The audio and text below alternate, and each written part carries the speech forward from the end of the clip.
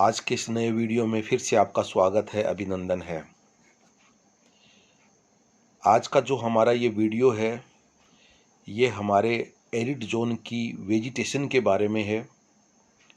हम लोगों ने एरिड जोन की क्लाइमेटिक कंडीशंस के बारे में पढ़ लिया है। हम लोगों ने वाटर इकोनॉमी के बारे में पढ़ लिया है कि यहाँ पर जो भी प्लांट्स पाए जा रहे हैं वो किस प्रकार से अपने आप को अडेप्ट करने की कोशिश करते हैं और बहुत अच्छी तरह से इस कंडीशन में अडेप्टेशन डेवलप करके सरवाइव करते हैं। ये उनकी सबसे महत्वपूर्ण जो खासियत है, जो रोल है, वो यही है कि अगर वो अडेप्टेशन अपने अंदर डेवलप नहीं करेंगे तो उनका सर्वाइवल है वो यहाँ की कंडीशंस में नहीं हो पाएगा। इसलिए वो अपने अंदर अडेप्टेशंस डेवलप कर कर यहाँ सर्वाइव है वो करते हैं।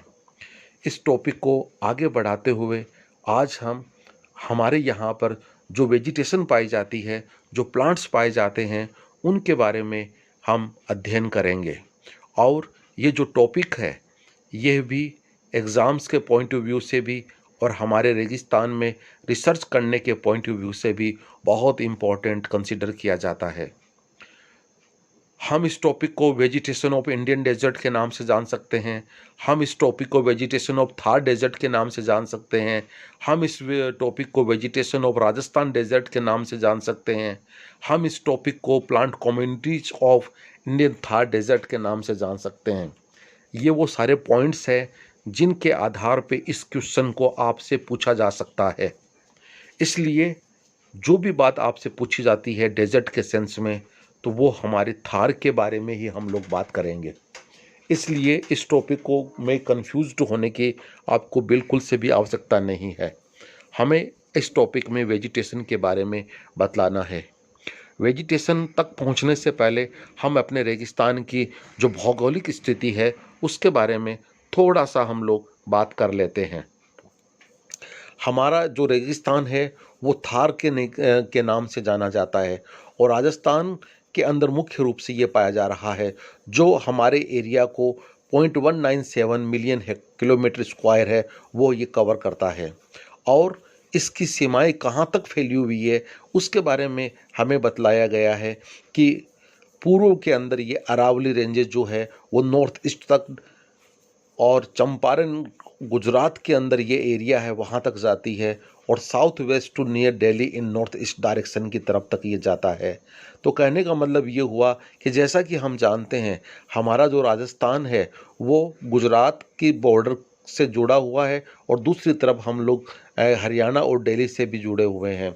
इस तरह से जो भौगोलिक स्थिति बतलाई गई है उसके बारे में जो सेकंड पैराग्राफ है हमारा, उसमें ये बात है वो क्लियर आपको बतलाई जा रही है।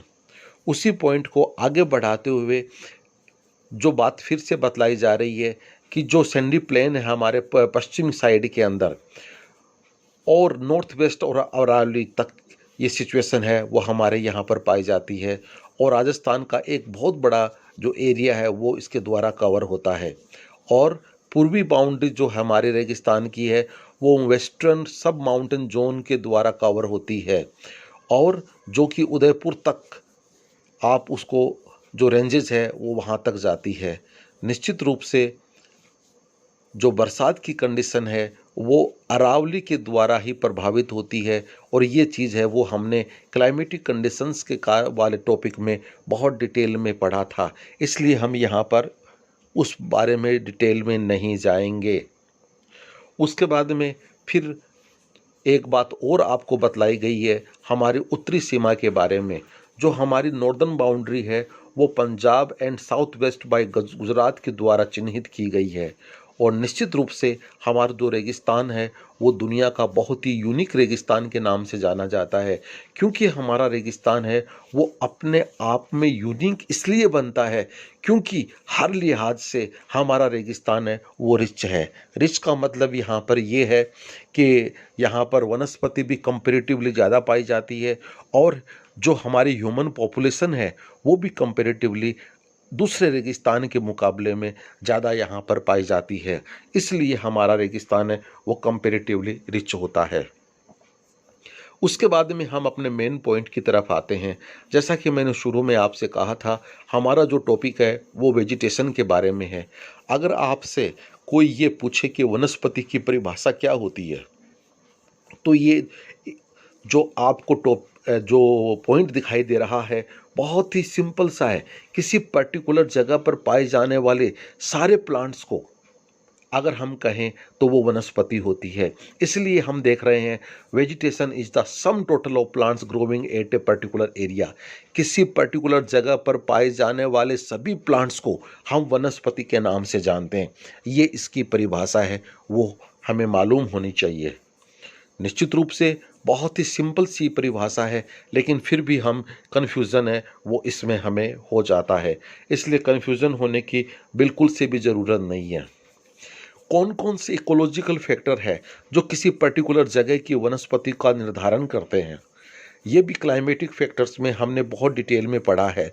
फिर भी अगर हम दो फैक्टर्स की बात करें, मुख्य फैक्टर्स की बात करें, तो निश्चित रूप से उसमें पहला फैक्टर है वो क्लाइमेट का आता है, और दूसरा जो हमारी धरती है उसकी सरफेस है, उस पर क्या चीज़ डिपॉजिट है। क्योंकि जो प्लांट ग्रो करता है वो धरती में ग्रो करता है, धरती के द्वारा नीचे की तरफ जाता है। इसलिए मिट्टी का भी बहुत इंपॉर्टेंट फैक्टर है, जिसको कि हमने एडेफिक फैक्टर का नाम है वो दिया था। तो क्लाइमेटिक एंड एडेफिक फैक्टर है वो बहुत ही महत्वपूर्ण रोल है वो प्ले करते हैं। कोई प्लांट या वनस्पति किसी पर्टिकुलर जगह पर पाई जा रही है, उसकी क्या गारंटी है? गारंटी तो आज के समय में किसी की भी नहीं होती है। एक स्टूडेंट कॉलेज में एडमिशन लेता है, भले ही वो फर्स्ट ईयर में आ रहा हो, भले ही वो प्रीवियस में आ रहा हो, वो वहाँ पर अगर अपने आप को उस पर्टिकुलर कंडीशन के अकॉर्डिंग एडजस्ट कर लेता है तो उसका सर्वाइवल है वो निश्चित हो जाता है। अन्यथा उसका सर्वाइवल नहीं हो पाता है और वो छोड़ के चला जाता है। डियर स्टूडेंट्स, यही मतलब हम वेजिटेशन के सेंस में लेंगे।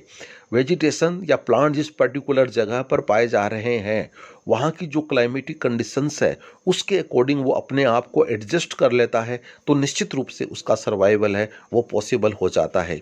यहाँ पर एक शब्द देख रहे हो आप, होम्योस्टेसिस। होम्योस्टेसिस का मतलब ये होता है वातावरण के अंदर जो बदलाव हो रहा है उसके प्रति उसमें रेजिस्टेंस हो जाता है। जो चेंज हो रहा है वातावरण के अंदर उसी के अकॉर्डिंग वो अपने आप को ढाल लेता है। ये सबसे बड़ी जो करेक्टर्स है वो उस पर्टिकुलर प्लांट में होना चाहिए। फॉर एग्जांपल अगर हम अपनी बात करें, हम लोग -डिग्री में भी रहते हैं और हम 55 डिग्री में भी रहते हैं। हमारी जो बॉडी है उसी के अकॉर्डिंग रेगुलेट करती है या नहीं करती है? निश्चित रूप से करती है, निश्चित रूप से करती है। माइनस में भी हम सर्वाइव करते हैं और 55 डिग्री में भी हम सर्वाइव करते हैं। तो हमारी बॉडी उसी के अकॉर्डिंग अपने अंदर बदलाव ले आती है। तो टू रजिस्ट चेंज, जो परिवर्तन हो रहे हैं उसको रजिस्ट करना ही होम्योस्टेसिस कहलाता है। जो उस पर्टिकुलर जगह की क्लाइमेटिक कंडीशंस है उसके अकॉर्डिंग अपने अंदर जो बदलाव है उसी को हम इस नाम से जानेंगे। और निश्चित रूप से जो हाई टेम्परेचर है, लो रेनफॉल है, इवेपोरेशन है, ट्रांसपायरेशन है, ये सारी चीज़ें हैं वो उस पर्टिकुलर वनस्पति के ऊपर अपना प्रभाव डालती है, उसमें बदलाव लाती है। और प्लांट है वो उसी के अकॉर्डिंग अपने अंदर रजिस्टर डेवलप कर कर उसी के अकॉर्डिंग है वो अपने अंदर बदलाव ले आता है और उसका सर्वाइवल है वो संभव हो जाता है। हमारे पश्चिमी राजस्थान का जो फ्लोरा है वो काफ़ी रिच नहीं है। शुरू में हमने बात की थी कि हमारा रेगिस्तान बाकी रेगिस्तान के मुकाबले में रिच है, लेकिन पर्टिकुलरली हम अपने दूसरे राजस्थान के जो दूसरे एरियाज है उनके मुकाबले में अगर बात करेंगे तो निश्चित रूप से वनस्पति है वो कम होगी, निश्चित रूप से कम होगी। क्योंकि हमारे यहाँ पर जो बारिश है वो कम होती है, टेम्परेचर में वेरिएशंस बहुत ज़्यादा है, ट्रांसपायरेशन इवेपोरेशन की रेट बहुत ज़्यादा होती है, इसलिए प्लांट है वो कंपेरेटिवली कम होंगे। बहुत सीधी सी बात है। और जो वनस्पति हमारे यहाँ पर पाई जाती है ओबियसली स्पार्स मतलब छितराई हुई होती है, डेंस वनस्पति है वो हमारे यहाँ पर नहीं पाई जाती है। अगर वनस्पति को हम इकोलॉजिकल जोन्स के आधार पर डिवाइड करने का प्रयास करें तो 3 जोन्स है वो आपके सामने है वो नज़र आ रहे हैं। पहले वाला जो जोन है उसमें बतलाया गया है कि सोइल है वो अच्छी है, इसलिए वो अच्छी वनस्पति को सपोर्ट करने का काम करती है। दूसरे वाले पॉइंट में बताया गया है कि बरसात है वो कंपेरेटिवली कम है और पहले वाले के मुकाबले में ज़्यादा फर्टाइल नहीं है, इसलिए यहाँ पर जीरोफाइट्स टाइप की वनस्पति पाई जाती है, जिसको कि हमने सेमी एरिड रीजन का नाम दिया है। और तीसरे वाले पॉइंट में बतलाया गया है कि ये पर्टिकुलर है वो एरिड रीजन है जो कि एक्सट्रीम नॉर्थ एंड साउथ अपने पश्चिमी की तरफ पाया जाता है, और यहाँ पर वनस्पति या वेजिटेशन है वो बहुत ही पुअर होती है। तो एरिया वाइज अगर हम इकोलॉजिकल जोन्स की बात करें तो उसको 3 क्षेत्रों में या एरियाज में डिवाइड करने का काम है वो किया गया है। तो इसके आधार पे हम समझ सकते हैं कि हमारी वनस्पति किस पर्टिकुलर जोन में किस प्रकार की पाई जाएगी। पॉइंट को आगे बढ़ाते हैं। कोई आपसे और हमसे ये पूछे कि रेगिस्तान में किस टाइप की वेजिटेशन पाई जाती है, तो हमारा आंसर क्या होगा? बहुत सिंपली हम कहेंगे साहब जीरोफाइट होते हैं। निश्चित रूप से जीरोफाइट होते हैं, लेकिन जीरोफाइट को भी और स्पेसिफाइड बताने के लिए हमें जो शब्द काम में लेना पड़ता है वो है स्पाइनी स्क्रब जंगल, क्योंकि जो प्लांट हमारे यहाँ पर डोमिनेंटली पाए जाते हैं वो कांटेदार झाड़ियाँ होती है, और कांटेदार झाड़ियाँ होने के कारण से उस पर्टिकुलर टाइप की जो वेजिटेशन है उसके लिए जो वर्ड हम लोग काम में लाते हैं या यूज करते हैं उसको हम स्पाइनी स्क्रब जंगल या फॉरेस्ट के नाम से जानते हैं। बहुत ही इम्पोर्टेंट पॉइंट है ये, बहुत ही अच्छा वर्ड है आपके लिए और हमारे लिए, क्योंकि स्पाइनी स्क्रब वर्ड यूज करना बहुत ज़रूरी हो जाता है, और 1 नंबर के क्वेश्चन में अक्सर हम इसके बारे में पूछ लेते हैं, निश्चित रूप से पूछ लेते हैं। और हमारे यहाँ के जो प्लांट्स हैं वो सामान्यतः जो अडेप्टिव फीचर्स अपने अंदर डेवलप करते हैं क्लाइमेटिक फैक्टर्स के अकॉर्डिंग, उसमें मेन 6 पॉइंट्स हैं वो आपके सामने हैं। डिटेल में अडेप्टेशंस को हम आगे जाके अलग एक टॉपिक में अपन अध्ययन करेंगे। सबसे बड़ी बात, पहला पॉइंट जो आप देख रहे हो, इंटरनल स्ट्रक्चर में वेरिएशंस पाई जाती है। क्यों पाई जाती है? क्लाइमेटिक कंडीशंस अलग है, उसी के अकॉर्डिंग वो अपने अंदर बदलाव ले आता है। ट्रांसपायरेशन जिस पर्टिकुलर एरिया से हो रहा है लीफ से ज़्यादा होता है, लीफ के सरफेस को कम कर लेता है। अपने लीफ के अंदर जो सेल शेप है उसकी कॉन्सेंट्रेशन को बढ़ा लेता है ताकि कम पानी बाहर निकले, और जो एपिडर्मिस है पत्ते के ऊपर या जो ग्रीन स्टेम है उसके ऊपर हेयर्स है या अतिवृद्धियाँ पाई जाती है ताकि स्टोमेटा को कवर्ड कर ले, और स्टोमेटा कवर्ड हो जाएंगे तो कम पानी बाहर निकलेगा। और लास्ट 5वां पॉइंट है, उसमें भी यही वेरिएशंस के बारे में बतलाया गया है। जो शूट है, शूट का मतलब स्टेम और लीफ, उसमें बदलाव हो जाता है। रूट की जो हैबिट है उसमें बदलाव हो जाता है, और रूट के जो प्रकार है उसमें बदलाव हो जाता है। जो स्टेम या शूट बाहर से हमें 1 सेंटीमीटर अगर दिखलाई दे रहा है तो रूट उसके नीचे 7 सेंटीमीटर लंबी तक हो सकती है, और इससे ज़्यादा भी हो सकती है। तो जो पार्ट हमें बाहर दिखलाई दे रहा है उसके मुकाबले में जो अंडरग्राउंड पार्ट होता है वो काफ़ी डीप होता है, और उसी के कारण प्लांट है वो पानी को एब्जॉर्ब करता है और अपनी एफिशिएंसी को बढ़ाकर अपना सर्वाइवल है वो सुनिश्चित करता है। डियर स्टूडेंट्स, सेन 1982, अक्सर मैं सेन डीएन 1982 की बात करता रहता हूँ।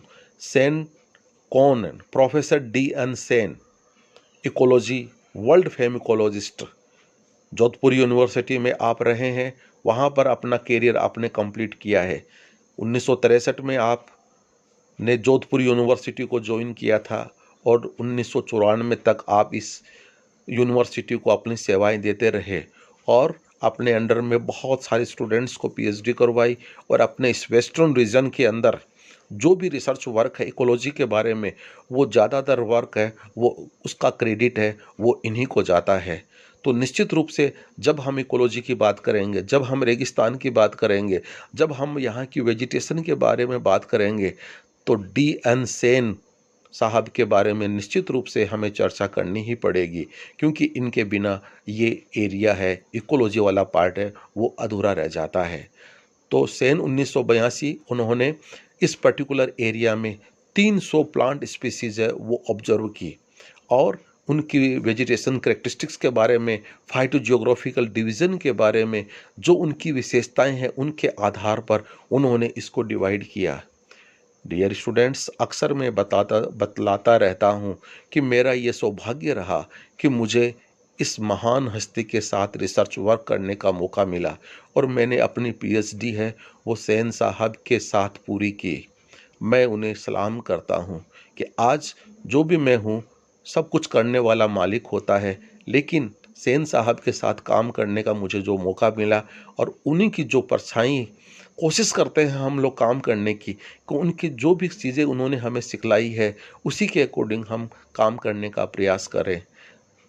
फिर से मैं उन्हें सलाम करता हूँ कि आज हम इकोलॉजी की जो ब्रांच है उसको आगे बढ़ाने का काम कर रहे हैं।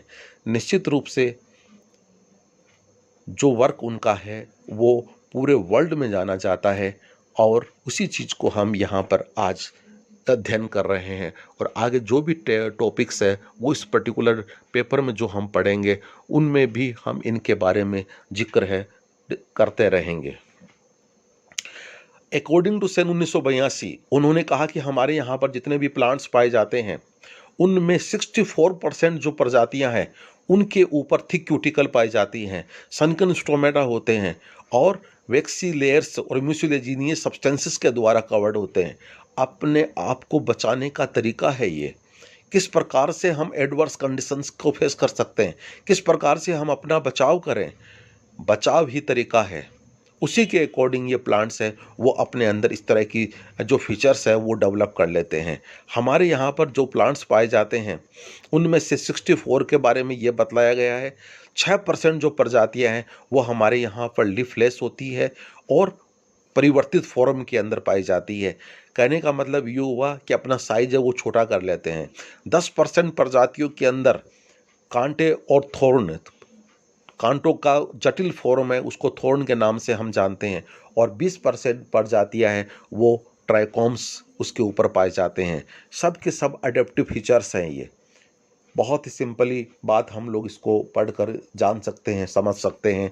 तो 100% प्रजातियां हैं वो आपके सामने हुई। 64, 6, 10 एंड 20 आप इनको जोड़ लीजिए, ये 100% है वो आपकी हो जाएगी।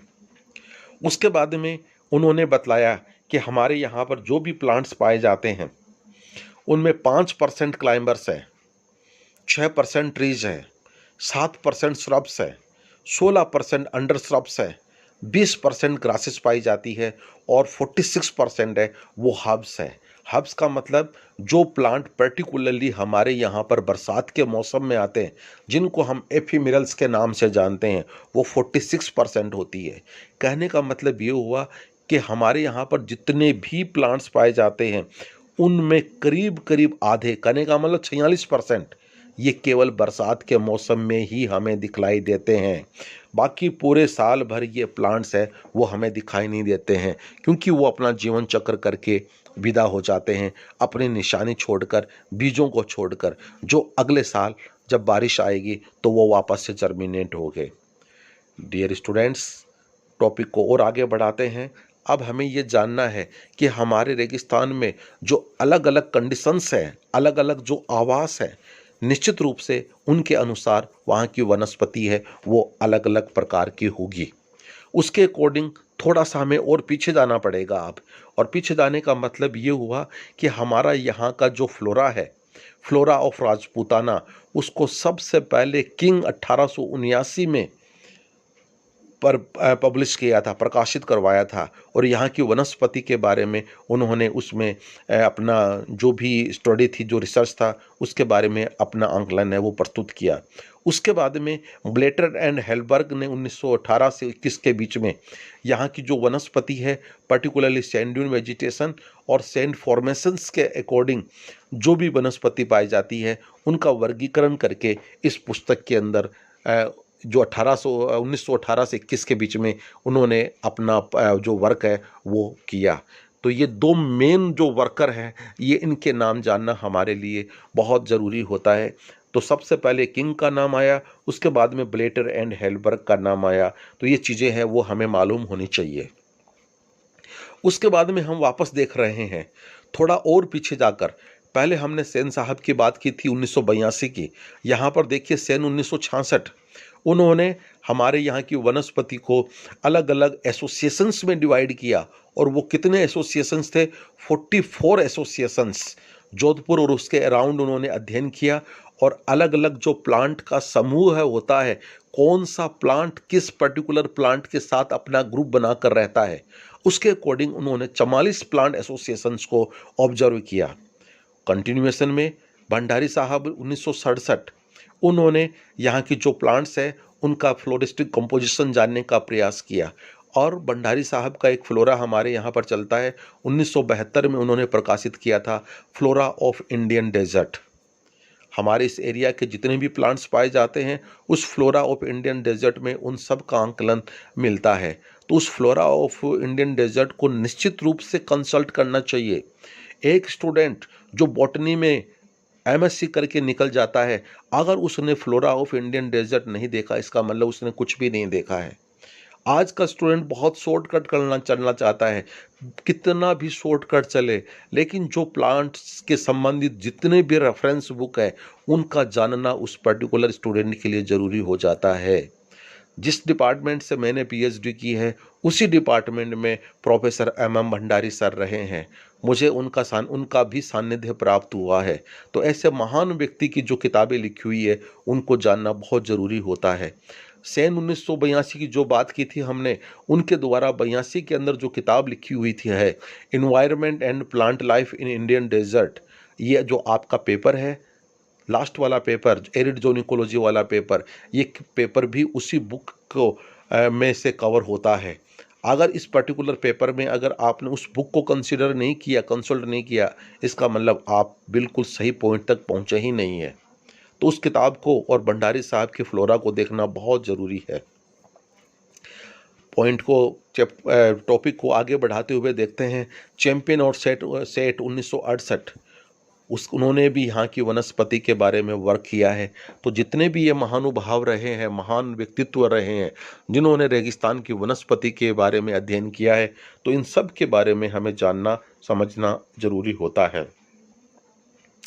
सन 1982 उन्होंने वनस्पति का अध्ययन करने के पश्चात जो भी वनस्पति यहाँ पर पाई जा रही है उसको 5 मेजर फाइटोजियोग्राफिकल डिविजन्स में डिवाइड किया और 20 फाइटोजियोग्राफिकल यूनिट्स।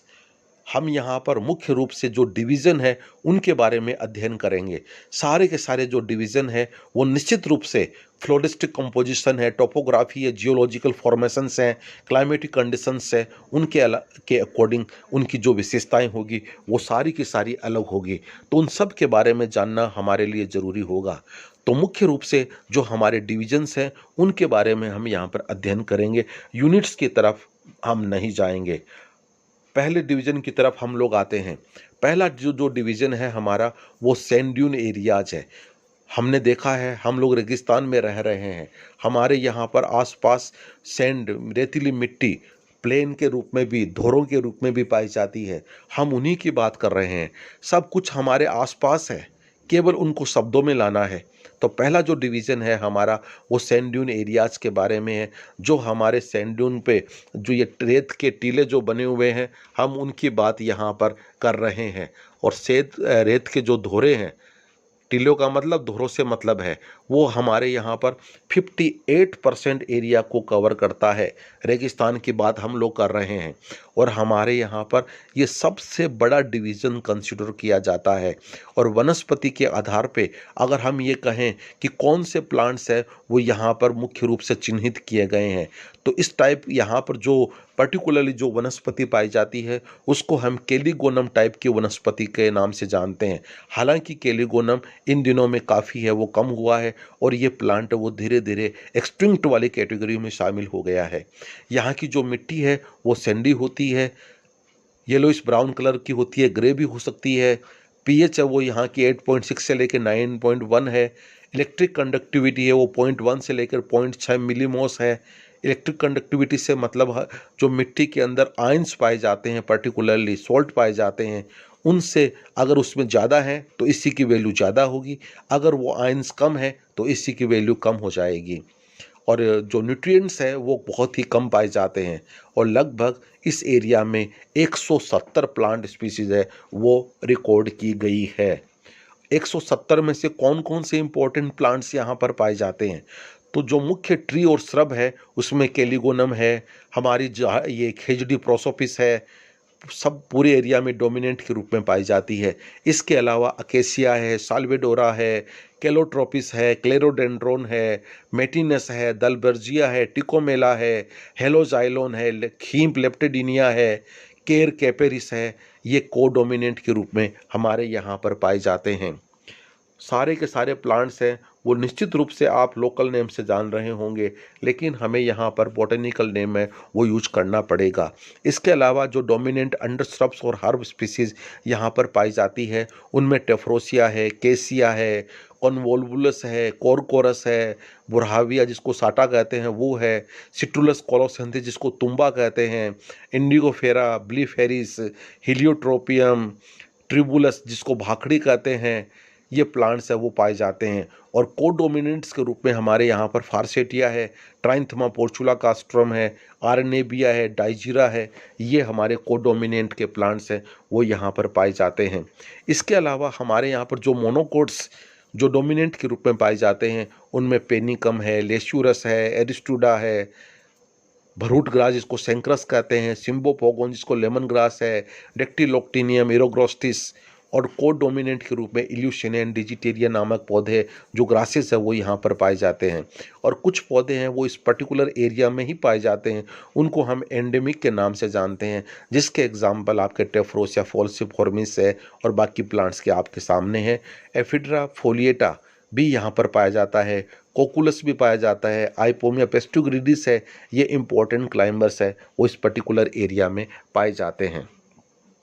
उसके बाद में हम सेकंड जो पॉइंट है हमारा सैंडी प्लेन्स जो समतल है एरिया, वहाँ पर आते हैं। ये 25% एरिया है वो हमारा कवर करता है। और इस पर्टिकुलर की बात अगर हम करें तो 25% के साथ में जो वनस्पति का प्रकार है उसको हम प्रोसोपिस जिजीपस कैपेरिस टाइप की वनस्पति के नाम से जानते हैं।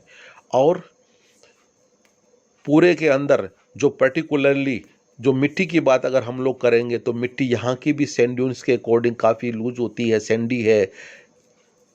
प्रकृति की बात करें तो वहाँ कैल्केरियस मतलब कैल्शियम की मात्रा ज़्यादा होती है। और कलर है वो yellowish to pale brown colour होता है। पीएच है वो 8.4 से लेकर 8.8 होती है। यहाँ पर भी मिनरल्स है वो कंपेरेटिवली काफ़ी कम है। और इसी की वैल्यू इलेक्ट्रिक कंडक्टिविटी 0.1 से लेकर 0.5 मिलीमॉस पर सेंटीमीटर है वो होती है। इस पर्टिकुलर एरिया में करीब 190 प्लांट स्पीसीज है वो रिकॉर्ड किए गए हैं। जो डोमिनेंट श्रब्स और ट्रीज यहाँ पर पाए जाते हैं उनमें खेजड़ी प्रोसोपिस सेनेरेरिया, झाड़ी बेर वाली जिजीपस न्यूमोलेरिया, कैपेरिस डिसिडुआ, खींप लेप्टेडिनिया पायरोटेक्निका। और जो कोडोमिनेंट्स के रूप में यहाँ पर पाए जाते हैं उनमें अकेसिया है, साल्वेडोरा है, लाइसियम है, मेटिनस है, कैलोट्रोपिस है। ये सब कोडोमिनेंट्स के रूप में इस पर्टिकुलर एरिया के अंदर पाए जाते हैं। और जो हर्ब्स और अंडरश्रब्स हैं उनमें एरोवा जिसको बुई के नाम से जानते हैं हम, इंडिगोफेरा, क्लियोम, सिट्रुलस, टेफ्रोसिया, यूफोरविया ग्रेनुलेटा, हिलियोट्रोपियम। और जो कोडोमिनेंट्स है उसमें फेगोनिया, कोरकोरस, ट्रिबुलस, ब्लीफेरिस, कॉर्नवोलुलस।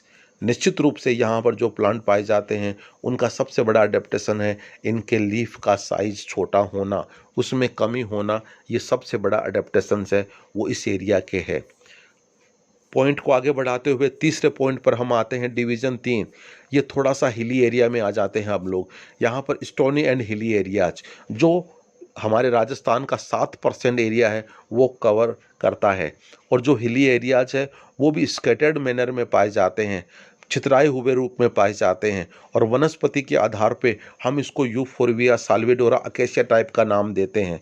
और निश्चित रूप से यहाँ की जो प्रकृति है वो रॉकी हैबिटेट होती है और निश्चित रूप से पत्थर पाए जाते हैं। पीएच की वैल्यू है वो 8.5 से लेकर 8.6 तक होती है। और कंडक्टिविटी है वो 0.1 से 0.7। मिनरल्स है वो कंपेरेटिवली सैंड ड्यून्स और सैंडी प्लेन के मुकाबले यहाँ पर ज़्यादा पाए जाते हैं, क्योंकि ये रॉकी एरिया है। यहाँ पर मिनरल्स है कंपेरेटिवली ज़्यादा पाए जाते हैं। और ज़्यादा पाए जाने के कारण यहाँ पर जो प्लांट्स के नंबर है वो कंपेरेटिवली ज़्यादा हो जाते हैं। और यहाँ पर करीब 250 टाइप के पौधे हैं वो पाए जाते हैं, जिसमें से जो डोमिनेंट प्लांट्स हैं उनमें यूफोरविया कैडुसिफोलिया जिसको कि हम डंडा थोर के नाम से जानते हैं, साल्वेडोरा ओलियोइडिस जाल है हमारा, एकेशिया सेनेगल है। कोडोमिनेंट्स के रूप में हम लोग एनागाइसिस पेंडुला, एनोगाइसिस रोटंडीफोलिया, कॉमीफोरा जिसको गूगल कहते हैं हम लोग, दलबर्जिया सिसु जिसको सिसम कहते हैं हम लोग, लाइसियम बारबेरम जिसको कंकेड़ा कहते हैं हम लोग, अमुरालिया कहते हैं हम, कैपेरिस को केर कहते हैं, अकेशिया नीलोटिका को बबूल कहते हैं, कैलोट्रोपिस पर्सिका को आग कहते हैं। तो ये सारे प्लांट्स हैं वो उस पर्टिकुलर एरिया में पाए जाते हैं। और इसके बाद में आप देखिए अंडर श्रब्स और हब्स के अंदर बारलेरिया वज्रदंती जिसको हम कहते हैं, क्लियोम गाइनेंड्रा, डाइकोमा, फेगोनिया, जस्टिसिया, और लास्ट में आप देखिए क्लाइंबर्स है वो यहाँ पर काफ़ी पाए जाते हैं, जिसमें से कोकुलस पेंडुलस और आइपोमिया पेस्ट्रिग्रिडिस है वो काफ़ी कॉमन है, वो इस एरिया में पाए जाते हैं। चौथे डिवीज़न में हम आ जाते हैं, दो थोड़ा सा ग्रेवल एंड कॉम्पैक्ट सोइल जहाँ पर कंकर पत्थर पाए जाते हैं। जैसे हम कहते हैं ना कि बजरी नुमा सोइल होती है जहाँ पर कंकर मतलब छोटे छोटे पत्थर पाए जाते हैं, ये इस रेगिस्तान के 20% एरिया को कवर करता है। और यहाँ की जो वनस्पति का प्रकार है वो कैपेरिस प्रोसोपिस साल्वाडोरा टाइप आता है। और जो जैसा मैंने कहा कि मिट्टी में कंकर या स्टोन्स छोटे छोटे कंकर पत्थर ज़्यादा पाए जाते हैं और उनका कलर ज़्यादातर येलोइश टू रेडिश ब्राउन होता है। पीएच है वो देखिए 8.3 से 8.5 है, और जो ईसी है 0.1 से 0.8। और निश्चित रूप से जो मिनरल्स हैं वो पहले वाले 3 के मुकाबले यहाँ पर ज़्यादा पाए जाते हैं। और ज़्यादा पाए जा रहे हैं तो उसके अकॉर्डिंग यहाँ पर वनस्पति कौन सी है, श्रब्स और ट्रीज की अगर हम लोग बात करें तो यहाँ पर कैपेरिस है, प्रोसोपिस है, साल्वाडोरा है, लाइसियम है, जिजिपस है, ये सारे के सारे डोमिनेंट प्लांट यहाँ पर पाए जाते हैं। जबकि कोडोमिनेंट्स की अगर हम बात करें तो यहाँ टिकोमेला जिसको कि हम रोहिडा कहते हैं, साल्वाडोरा पर्सिका है, अकेसिया है, कैलोट्रोपिस है, माइमोसा, लेप्टेडिनिया, बेलेनिटिस, एजाड्यूरेक्टा और अल्बिजिया, ये सारे के सारे प्लांट्स हैं वो इस पर्टिकुलर एरिया के अंदर पाए जाते हैं। इसके अलावा जो थोड़ा सा चट्टान वाला एरिया अगर यहाँ पर है तो वहाँ पर बारलेरिया है, फेगोनिया है, डाइकोमा है और बहुत सारे प्लांट्स जिसकी लिस्टिंग है वो यहाँ पर की गई है। ये सारे के सारे प्लांट्स हैं वो इस पर्टिकुलर हैबिट के अंदर पाए जाते हैं। और क्लाइंबर्स की अगर हम बात करें तो यहाँ पर उनका भी नाम लिखा हुआ है जिसमें मूकिया है, मोमोर्डिका है, कुकोलुस है, एफिड्रा है, ये सारे के सारे प्लांट्स हैं वो यहाँ पर पाए जाते हैं। उसके बाद में हम आते हैं 5 नंबर वाले डिवीज़न में जिसको हम सेलाइन एरियाज़ के नाम से जानते हैं। सेलाइन एरियाज़ का मतलब हमारा ये है कि जहाँ से नमक निकलता है, और नमक निकलने के कारण से किसी पर्टिकुलर जगह पर अगर नमक निकल रहा है तो उसके आसपास की जो मिट्टी होती है उसमें भी लवणता की मात्रा ज़्यादा हो जाती है, और उस पर्टिकुलर कंडीशन में जो प्लांट्स पाए जाते हैं उनको हम लवणोद्भिद यानी हेलोफाइट्स के नाम से जानते हैं। तो हमारे इस पर्टिकुलर रेगिस्तान में 8% एरिया है वो इस तरह का भी पाया जाता है। और 8% के अंदर जो वनस्पति हमारे यहाँ पर पाई जाती है उसको हम टेमेरिक्स साल्वाडोरा स्वीडा टाइप की वनस्पति के नाम से जानते हैं। और जो मिट्टी है उसका कलर है वो डार्क ग्रे हो जा से ब्राउन टू ब्लैकिश है, और फर्टिलिटी के हिसाब से काफ़ी पुअर है, क्योंकि मिट्टी में लवण ज़्यादा होने के कारण से प्लांट जो उस पर्टिकुलर में ग्रो करता है वो बाहर का पानी आसानी से अंदर नहीं ले पाता है। पीएच है वो देखिए कंपेरेटिवली पहले वालों के मुकाबले में थोड़ा सा वेरी कर रहा है, 7.9 से 8.4, और इसी की वैल्यू देखिए यहाँ पर कितनी ज़्यादा हो गई है। वहाँ दोनों साइड में पॉइंटों में थी, यहाँ पर देखिए 0.3 से लेके 3.5, क्योंकि मिट्टी में आयंस है वो बहुत ज़्यादा हो गए हैं, उसके कारण से इस प्रकार की सिचुएशन है वो पाई जाती है। यहाँ पर भी कंपेरेटिवली 180 टाइप के प्लांट्स हैं वो पाए जा रहे हैं, लेकिन ज़्यादातर जो प्लांट है वो बरसात के दिनों में मिलते हैं। और बरसात के दिनों में मिलने का मतलब ये हुआ कि जो लवण मिट्टी में पाए जा रहे हैं वो बरसात के पानी के साथ मिलकर नीचे चले जाते हैं, और मिट्टी की जो सरफेस है उसकी लवणता कम हो जाती है और प्लांट आसानी से ग्रो करता है। या फिर डीप रूटेड प्लांट जिनकी जड़ें काफ़ी गहरी होती है वो इस पर्टिकुलर कंडीशन में पाए जाते हैं। तो डोमिनेंट प्लांट्स की अगर हम लोग बात करें तो उसमें टेमेरिक्स है, साल्वाडोरा है, स्वीडा, हेलियोट्रोपियम क्रोसाविकम, कैपेरिस। और कोडोमिनेंट की बात अगर हम करते हैं तो कैलोट्रोपिस है, इंडिगोफेरा है, लाइसियम है, केसिया है, ये सारी चीज़ें हैं। और लास्ट में आप देखेंगे जो अंडर श्रब्स और हब्स है उसमें सालसोला, जाइगोफिलम, ट्राइंथमा ट्राइक्विट्रा। ये टिपिकल हेलोफाइट्स हैं जिनके बारे में हमें याद होना चाहिए, ध्यान होना चाहिए। और इस पर्टिकुलर जितने भी प्लांट्स के नाम आप देख रहे हो, इनमें से अगर टिपिकल अपन हेलोफिटिक की बात करते हैं तो स्वीडा फ्रूटिकोसा, सालसोला बेरियोसमा, हीलियोट्रोपियम कुरासाविकम, हेलोजाइलोन रिकर्वम, जाइगोफिलम सिम्प्लेक्स, ट्राइंथमा ट्राइक्वेट्रा और ये टेमेरिक्स, ये टिपिकल हेलोफिटिक वनस्पति में आते हैं। और बाकी जो प्लांट्स के नाम आप देख रहे हो, ये इससे पहले वाले डिवीज़न में भी आपने पढ़ा है, हमने डिस्कशन किया है। आगे चलते हैं। हमने शुरू में बात की थी 5 डिवीज़न की, लेकिन यहाँ पर छठा डिवीज़न आ गया है। छठे डिवीज़न का मतलब जो ग्रासेस इन सब के अंदर पाई जाती है, उसका हमने यहाँ पर एक अलग से डिवीज़न ले लिया है। इसलिए ये छठा डिवीज़न है वो यहाँ पर आ गया है, जो कि केवल ग्रासेस को कंसिडर करेगा, वेजिटेशन ऑफ ग्रासलैंड। और ग्रासलैंड के अकॉर्डिंग हमारी अगर बात होगी तो निश्चित रूप से रेगिस्तान में जो ग्रास होगी वो जीरोफिलियस प्रकार की होगी, क्योंकि रेगिस्तान की जो कंडीशन है उसके अकॉर्डिंग जीरोफिटिक टाइप के प्लांट्स यहाँ पर पाए जा रहे हैं। तो हाँ, जो हैबिट हुई वो जीरोफिलियस हैबिट हुई, और उसके अकॉर्डिंग यहाँ पर जो ग्रासेस पाई जा रही है वो एंड्रोपोगोन है, सेंक्रस है, लेस्यूरस है, डाइकेंथियम है, डेंड्रोकेलेमस है, सेकेरम, इरोग्रोस्टिस, एरिस्टुडा, डेक्टिलोक्टिनियम और बाकी ग्रासेस है वो यहाँ पर पर्टिकुलरली पाई जा रही है। तो ग्रासेस वाले टॉपिक को हमने जो डिवीज़न है उसको वहाँ से, अब तक हम लोगों ने 6 डिविजन्स के बारे में अध्ययन कर लिया है। अब हम चलते हैं 7वें डिवीज़न के बारे में, और ये हमारा है वेजिटेशन ऑफ एक्वेटिक हैबिटेट्स के बारे में। हालांकि रेगिस्तान के अंदर पानी की बहुत कमी होती है, फिर भी जैसे बरसात के दिनों में या कोई तालाब जैसे बन जाता है, कोई टैंक बन जाता है, और कोई जैसे लेक कोई बन जाती है बरसाती पानी के माध्यम से, या कोई अंडरग्राउंड पानी है कहीं पर जमा हो जाता है, तो वहाँ पर भी क्या है कि कुछ प्लांट्स हैं वो आ जाते हैं। जैसे पानी में रहने वाले जो प्लांट्स हैं मुख्य रूप से वो अपन हाइड्रोफाइट्स के नाम से जानते हैं। और जहाँ पर थोड़ी बहुत नमी होती है उस पानी के कारण से, वहाँ पर एक्वेटिक टाइप के एक्वेटिक हैबिटेट्स के पास में जो प्लांट हैं वो अपन एम्फीबियस टाइप के प्लांट्स भी वहाँ पर आ जाते हैं। तो यहाँ पर कौन से प्लांट सामान्यतः पाए जाते हैं, तो पहले तो हमें ये देखना पड़ेगा कि पानी की कौन सी कंडीशन यहाँ पर हो सकती है। जैसा मैंने अभी आपसे कहा, पॉन्ड्स हो सकती है, लेक्स हो सकती है, टैंक्स हो सकता है, स्ट्रीम्स हो सकता है।